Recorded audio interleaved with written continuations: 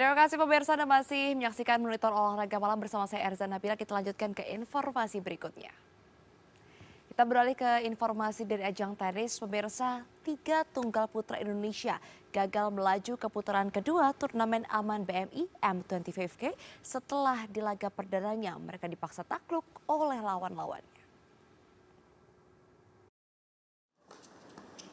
Menurunkan David Agung Susanto, Nathan Barkey, dan Anthony Susanto di babak utama turnamen tenis ITF World Tennis Tour di Jakarta, ketiga pemain Indonesia ini ternyata masih belum mampu melewati laga perdananya.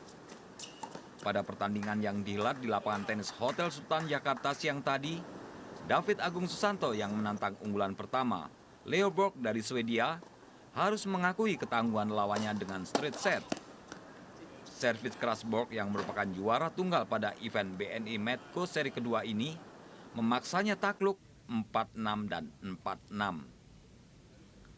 Selanjutnya kekalahan lainnya juga harus dialami Anthony Susanto yang bersua pemain Jepang Sora Fukuda.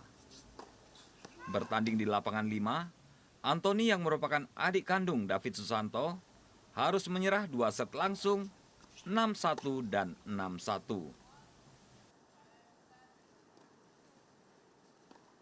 Kalau kita lihat ya, draw kali ini kita buat kan 32, jadi jauh lebih kompetitif. Walaupun demikian kita memaksimalkan untuk semua pemain Indonesia yang ada untuk bisa ikut serta. Cuman beberapa pemain sudah keduluan kalah hari ini karena memang peringkat-peringkat pemain yang datang memang jauh lebih tinggi dari sebelumnya. Tapi kalau dilihat dari kualitas pemain Indonesia-nya sendiri, sekarang sudah jauh lebih meningkat dari yang sebelumnya.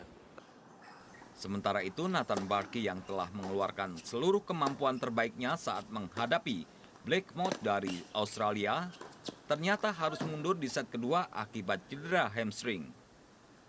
Dengan kandasnya 3 pemain di laga perdana babak utama Aman BNI M25K tersebut, tuan rumah Indonesia tinggal menyisakan 2 wakilnya yaitu Rifki Fitriadi dan Claudio Lumanau.